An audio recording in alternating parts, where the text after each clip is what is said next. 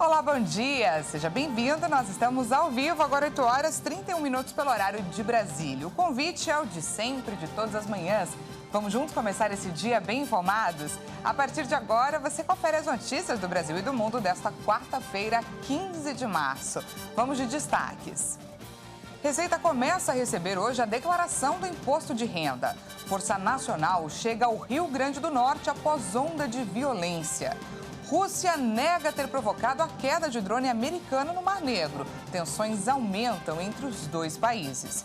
E ainda, FIFA opta pelo formato de 12 grupos com 4 equipes para a Copa de 2026. A gente conta tudo isso e muito mais a partir de agora. E começa daqui a pouco, às 9 horas, a entrega da declaração do Imposto de Renda 2023. O prazo para preencher e enviar os dados termina no dia 31 de maio. Vamos conferir. A Receita Federal espera receber entre 38 milhões e meio e 39 milhões e meio de documentos neste ano. A expectativa do fisco é triplicar o número de declarações pré-preenchidas em 2023. Nessa modalidade, o contribuinte já inicia a declaração com várias informações úteis, que facilitam o preenchimento sem necessidade de digitá-las. Mas é preciso que o contribuinte confirme as informações recuperadas pela pré-preenchida com os comprovantes de rendimentos recebidos. Para ter acesso a essa declaração, é preciso entrar no programa e autenticar a conta gov.br nos níveis ouro ou prata. Outro destaque da declaração do Imposto de Renda 2023 é em relação à restituição. Os contribuintes que fizerem a declaração com o modelo pré-preenchido serão incluídos entre os que têm prioridade no pagamento da restituição, bem como aqueles que optarem por receber os valores via Pix também terão prioridade. A ordem de prioridade no recebimento é a seguinte: contribuintes idosos com idade igual ou superior a 80 anos, com idade igual ou superior a 60 anos, deficientes e portadores de moléstia grave, contribuintes com maior fonte de renda no magistério, contribuintes que entregaram via pré-preenchida ou optaram por receber via Pix. O critério para desempatar é a data de entrega da declaração. Quem entrega antes, recebe antes.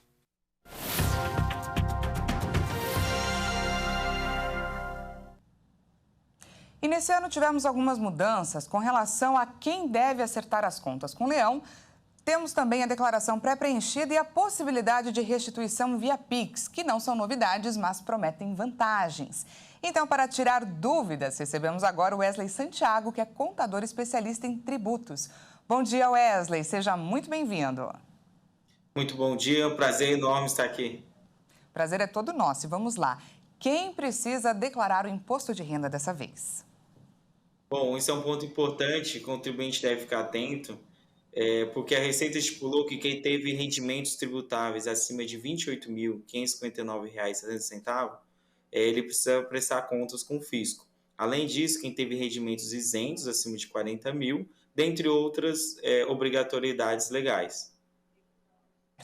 E nesse ano, os contribuintes podem realizar a declaração, utilizar a declaração pré-preenchida sem a necessidade do certificado digital, facilitando aí o processo de entrega do imposto de renda. Como fazer? E eu gostaria que você colocasse para a gente se tem alguma parte nesse processo que o contribuinte deve ficar atento, e gostaria também que você falasse sobre as possibilidades de prestar contas por computador e também por aplicativo. Legal, muito bom. A declaração pré-preenchida, ela facilita a vida do contribuinte, né? Então, por isso que o governo ele tem implementado com a integração de outras informações. Então, para o contribuinte que vai fazer a declaração utilizando essa opção, ele deve ter ali acesso à conta Gov, né, no nível prata ou ouro, fazer a integração dos dados, mas depois ele precisa conferir tudo aquilo que foi importado. Apesar de facilitar a vida do contribuinte, é de responsabilidade dele informar os dados corretamente.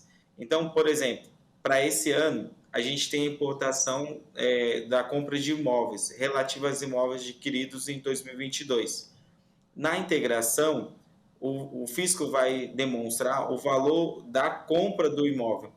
mas na sua declaração de imposto de renda precisa estar o valor que foi efetivamente pago. Então, porventura, o contribuinte ele comprou com um valor de entrada e algo parcelado, financiado, só vai constar ali o que realmente foi desembolsado em 2022. Muito importante esse ponto que você colocou aqui para a gente. E o que é mais fácil, prestar contas pelo computador, por aplicativo ou tanto faz? A gente tem 3 opções aí, sendo o programa da Receita Federal, qual contribuinte pode fazer o download, instalar. Ele pode também fazer a entrega pelo app, nas versões iOS ou Android, ou acessar o portal do governo federal, ECAC, com a sua credencial Gov. Né? Ambos eles são bem intuitivos. O governo ele facilita, né? Coloca um sistema ali que tem algumas informações, já indicando o caminho que o contribuinte deve informar, e o contribuinte tem que ficar à vontade para observar o que fica mais fácil para ele na hora de fazer a prestação de conta. E o que acontece, Wesley, com quem não declara? Esse é um ponto importante, né? A gente sabe que o prazo inicia hoje e vai até 31 de maio, e o contribuinte ele já tem que começar a preencher suas informações, a colocar ali informações de renda, informações de pagamentos, de bens, direitos adquiridos, porque quem não respeitar esse prazo fica sujeito a multa de até 20% do valor devido, e a multa mínima é de R$ 165. Então, o importante mesmo é se organizar para entregar dentro do prazo. É um valorzinho considerável, tem muita razão. E vamos falar agora sobre restituição. Quem pedir a devolução via Pix ou fizer a declaração pré-preenchida dessa vez vai ter prioridade pelo fato de evitar erros. Como que vai funcionar essa nova ordem dos lotes? Muito bom. O primeiro lote de restituição já é no dia 31 de maio, né, no dia que finaliza o período de recepcionar as declarações. E serão consideradas como prioritários idosos acima de 80 anos, depois idosos acima de 60 anos, depois portadores de deficiência ou moléstia grave. Depois disso, o critério que a Receita vai considerar para restituir foi quem entregou sua declaração utilizando essa modalidade pré-preenchida e também quem utilizou a chave Pix CPF como opção de restituição. Então, é importante para o contribuinte se adaptar a essa nova forma de prestar contas com o fisco, que também vai ser vantajoso na hora de ter sua restituição antecipada. Wesley, a gente falou sobre a importância de evitar os erros, mas eu queria que você desse um recado para quem eventualmente errar. De que forma que ela pode corrigir? É possível, certo? Sim, é possível. A gente tem algumas alternativas, né? Se o contribuinte fazer a sua declaração do imposto de renda e notar um erro ainda dentro do prazo, até 31 de maio, ele deve já imediatamente fazer a retificação. Se ele encontrar esse erro depois de 31 de maio, ele deve também fazer a retificação, mas deve se observar que ele não vai poder alterar o modelo que ele escolheu de prestação de conta, que tem um modelo completo e o simplificado. Então, é importante para o contribuinte ficar atento no momento de importar as suas informações ou preencher, ficar muito atento às informações que foram declaradas para evitar erros e a necessidade de retificação.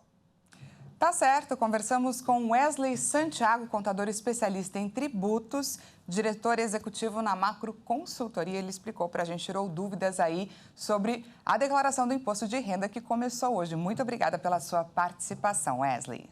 Eu que agradeço, bom dia a todos. Bom dia para você também. E mudando de assunto, após onda de violência, a Força Nacional já chegou a Natal, no Rio Grande do Norte. O envio de parte do efetivo foi autorizado pelo ministro da Justiça e Segurança, Flávio Dino. Homens da Força Nacional de Segurança desembarcaram na madrugada desta quarta-feira, no Rio Grande do Norte, com a missão de conter uma nova onda de violência no estado.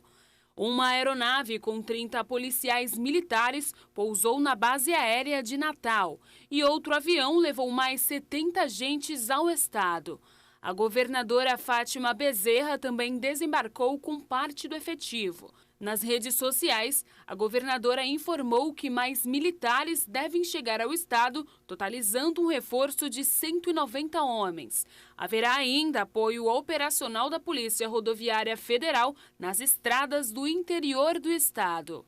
continuaremos incansáveis, agora contando com um reforço muito importante da Força de Segurança Nacional no enfrentamento à violência, combatendo esses atos criminosos para trazer, restabelecer a ordem, a segurança e a paz para o povo do Rio Grande do Norte. O envio da Força Nacional foi autorizado pelo ministro da Justiça, Flávio Dino, a pedido da governadora do Rio Grande do Norte. O estado registrou uma série de ataques criminosos desde a madrugada desta terça-feira, em pelo menos 19 cidades. A polícia do estado divulgou um balanço das ações em resposta aos ataques. E até o fim da tarde desta terça-feira, 25 suspeitos foram presos e foram apreendidas 5 armas de fogo, 18 artefatos explosivos, 3 galões de gasolina, 4 motos, 1 carro, dinheiro e drogas. Um preso suspeito de envolvimento nos ataques foi transferido da penitenciária Estado de Alcaçuz, na Grande Natal, para um presídio federal de segurança máxima, que não foi revelado. E as visitas nas penitenciárias do estado foram suspensas. Além da Força Nacional, ainda vai ser dado apoio operacional da Polícia Rodoviária Federal nas estradas do interior do estado. E o ministro da Fazenda, Fernando Haddad, deve apresentar ao presidente Lula, ainda nesta semana, a proposta do novo arcabouço fiscal. A medida vai substituir o teto de gastos, que limita o crescimento de grande parte das despesas da União à inflação. A expectativa é que, após o aval do presidente, o ministro torne pública a proposta e encaminhe o projeto de lei ao Congresso Nacional. A PEC da Transição, aprovada e sancionada no fim do ano passado, determinou que o projeto fosse apresentado até o dia 31 de agosto deste ano. E nesta Semana do Consumidor, bancos, empresas de crédito e PROCONs de vários estados do país realizam campanhas de negociação de dívidas. Algumas dessas ações vão permanecer ativas até o final de março. A repórter Maria Clara Leite traz informações importantes para quem está com o nome sujo. Vamos conferir. O Brasil tem hoje cerca de 70 milhões de inadimplentes, segundo o último levantamento da Serasa. E entre as principais dívidas dos brasileiros estão aquelas feitas com bancos e cartões de crédito, empresas de serviços essenciais e o varejo. E fazer uma renegociação, segundo especialistas, é o primeiro passo para sair da inadimplência. Daí a importância desses feirões que acontecem nesse momento no país. E tem orientações de educadores financeiros para quem quer renegociar, como, por exemplo, se atentar às parcelas que devem caber no orçamento, isso junto com os outros gastos já existentes. Também é preciso passar a usar o valor de gastos desnecessários para focar no pagamento das dívidas. Talvez aí buscar uma renda extra com prestação de serviços ou vendas. E ainda lembrar que é preciso guardar um valor reserva para emergências para evitar fazer novas dívidas. E atenção, para não ficar com o nome sujo de novo, tem que pagar todas as parcelas da negociação em dia. Além disso, ainda é preciso tomar cuidado com fraudes, como, por exemplo, aquelas super ofertas que chegam por redes sociais, e-mail e também pelo telefone. É importante ficar atento mesmo. Um dos principais feirões de renegociação de dívidas aberto no país nesse momento é o Limpa Nome da Serasa. Para mais informações, acesse serasa.com.br. E veja a seguir, Rússia nega ter provocado queda de drone americano no Mar Negro. E ainda falamos também sobre a Copa de 2026. FIFA opta pelo formato de 12 grupos com 4 equipes. Nós voltamos já, não perca!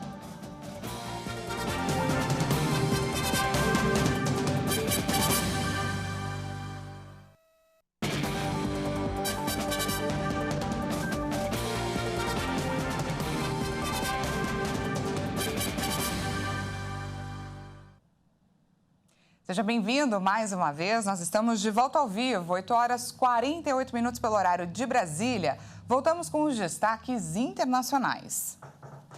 A Rússia negou ter provocado a queda de um drone dos Estados Unidos no Mar Negro. O governo americano acusou nesta terça-feira a Força Aérea Russa de ter interceptado e colidido com um drone Reaper, causando a queda da aeronave. O exército russo negou ter provocado a queda de um drone dos Estados Unidos no Mar Negro, mas admitiu que 2 de seus caças interceptaram nesta terça-feira a aeronave americana, um modelo MQ-9 parecido com o que aparece nessas imagens. O Ministério da Defesa da Rússia afirmou que, após uma manobra brutal, o drone iniciou um voo descontrolado com perda de altitude e se chocou com a superfície da água. O exército russo disse ainda que os caças não atiraram nem tiveram contato com o drone. O porta-voz do Conselho de Segurança Nacional da Casa Branca, John Kirby, respondeu que o governo dos Estados Unidos refuta a negação russa. Kirby acrescentou que os americanos tentam recuperar o drone. Os Estados Unidos acusaram a Força Aérea Russa de ter interceptado e colidido com o aparelho sobre o Mar Negro, causando a queda da aeronave. A Casa Branca classificou o caso de temerário. Segundo o Instituto Naval dos Estados Unidos, a colisão parece ter ocorrido no espaço aéreo em frente à cidade ucraniana de Odessa. Em sinal de protesto, o embaixador russo em Washington foi convocado ao Departamento de Estado na tarde de terça-feira e o embaixador americano em Moscou transmitiu um protesto por escrito em mensagem ao Ministério das Relações Exteriores russo. Milhares de aves mortas ou sacrificadas, centenas de granjas em quarentena e exportações canceladas. Este é um balanço preliminar da gripe aviária que se espalha pela América Latina. Infelizmente, os números assustam, mas as autoridades redobram os cuidados. A gripe aviária se espalha pela América Latina. Desde que foram reportados os primeiros casos em outubro de 2022, vários países detectaram animais doentes, entre eles México, Honduras, Guatemala, Panamá, Cuba, Equador, Peru, Venezuela, Bolívia, Chile, Uruguai e Argentina. É a primeira vez que na Argentina aparecem casos de gripe aviária em aves domésticas e em aves comerciais, explicou Victor Prina, diretor do Centro Regional Sul da província de Buenos Aires, do Serviço Nacional de Saúde e Qualidade Agroalimentar, a Senasa. São as aves migratórias que contribuem com esse tipo de vírus. Entraram na Argentina por Jujuy. Existem 2 correntes migratórias, uma atlântica e outra do Pacífico. E a corrente do Pacífico foi a que entrou por Jujuy. Foram as primeiras detecções positivas de gripe aviária altamente patogênica em aves selvagens e domésticas. Até agora, Brasil, Colômbia, El Salvador, Nicarágua e Paraguai encontram-se na pequena lista de países sem casos informados, mas permanecem sob alerta zoossanitário e de extrema vigilância. A doença chegou à região por meio de aves migratórias. O surto causou a mortandade de aves silvestres, mas também a de lobos marinhos, e se espalhou para animais de aviários e domesticáveis. A Argentina enfrenta um calor recorde. E desde o início do ano, o país já perdeu mais de 100 mil hectares de floresta por conta de incêndios. Novos focos foram registrados dessa vez na província de Corrientes, no norte do país. Pelo menos 3 focos permanecem ativos. 2 foram extintos e outros 2 estão sob controle. Desde o início do ano, os incêndios florestais afetaram mais de 100 mil hectares na província, de acordo com o balanço do Instituto Nacional de Tecnologia Agropecuária. Na localidade de Ituzaingó, no norte da província, bombeiros e efetivos da Defesa Civil conseguiram conter o foco principal, uma frente de fogo de 10 quilômetros que começou na tarde de domingo. As temperaturas extremas que atingem o centro e o norte da Argentina neste verão ajudam a espalhar as chamas. Além de uma estiagem, o país enfrenta uma onda de calor recorde. No ano passado, os incêndios florestais em Corrientes queimaram mais de 1 milhão de hectares, segundo números oficiais. A Federação Internacional de Futebol anunciou como serão organizadas as disputas da primeira etapa da Copa do Mundo de 2026. Vamos conferir. O torneio, que vai ser sediado por Estados Unidos, México e Canadá, terá uma fase com 12 grupos de 4 seleções cada um. A decisão limita o risco de combinação de resultados e garante que todas as equipes joguem pelo menos 3 partidas. Assim, o número de jogos do torneio vai aumentar de 64 para 104. Os confrontos eliminatórios começarão a partir da fase de 16 avos de final, a qual chegarão os 2 primeiros colocados de cada chave e os 8 melhores terceiros. Este formato significa, além disso, que os finalistas disputarão um total de 8 partidas em vez de 7. A próxima Copa do Mundo vai passar a ser disputada por 48 seleções e não mais 32. A repórter Bruna de Jaimo foi entender como funcionam os relógios inteligentes e de que forma a tecnologia ajuda no monitoramento da saúde dos usuários. Vamos ver.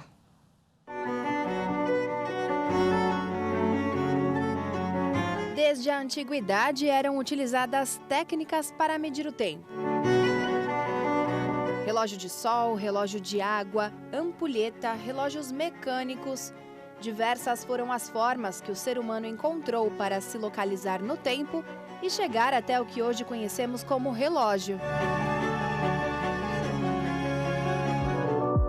Com o avanço das tecnologias e tudo que nós conhecemos se reinventando diariamente, o relógio, lógico que não poderia ficar de fora.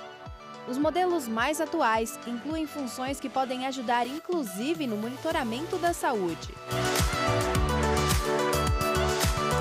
Desde que surgiram, os relógios inteligentes já evoluíram muito. Alguns ajudam a monitorar a frequência cardíaca e a pressão arterial. E nos casos em que essa oscilação é muito grande, ele emite um alerta que, se não é respondido, aciona imediatamente a emergência. A melhor opção dessas linhas é a questão de batimento cardíacos, né? Batimento cardíaco, frequência cardíaca, oxigenação sanguínea. No dia a dia mesmo, a sua pressão pode subir ou abaixar sem você estar fazendo esforço físico nenhum e passar mal por isso. E o relógio smartwatch é bom por causa disso. Ele vai alertar a pessoa que aumentou demais a pressão média ou diminuiu demais. Ele pode servir como um alerta inicial para monitorar os parâmetros e indicar ao usuário que ele deve procurar ajuda médica. Exatamente como aconteceu com o Dr. Darcy, de 82 anos. Um relógio como esse já ajudou a salvar a vida dele 2 vezes. Ele teve 2 isquemias e ganhou o relógio de um dos filhos para monitorar a saúde e identificar alterações no dia a dia. Realmente é muito bom. Para mim me tranquiliza muito, porque eu confiro a minha pressão arterial várias vezes por dia, a saturação de oxigênio também, o oxímetro funciona muito bem. E ele gostou tanto do relógio que não tira em nenhum momento, nem mesmo para dormir. Assim, consegue monitorar os parâmetros do sono dele também. Mesmo com todas essas funções tendo uma precisão muito boa, é importante saber que apenas os aparelhos utilizados pelos médicos têm uma manutenção e calibragem que pode medir com exatidão todos os parâmetros de um paciente.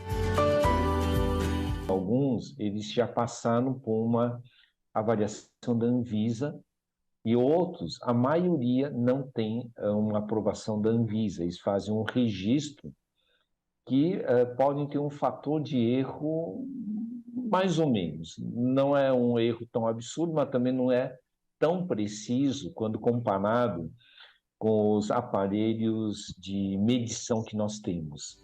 A tecnologia utilizada nesses relógios veio para ficar e auxiliar não só o Dr. Darcy, mas também para ajudar na busca por melhores resultados para pacientes. As pessoas olham muito para o relógio e para o bracelete como para gerenciar doença. Eu pensaria ao contrário. Talvez para gerenciar a saúde, né? Talvez medir a frequência cardíaca fosse algo interessante. Aí você vai dizer, mas o que tem a frequência cardíaca para monitorar alguém? Bom, eu posso avaliar como está o condicionamento físico. Além do acompanhamento, a previsão é de que até 2025 nós possamos utilizar a inteligência artificial de forma preventiva, antecipando possíveis problemas de saúde.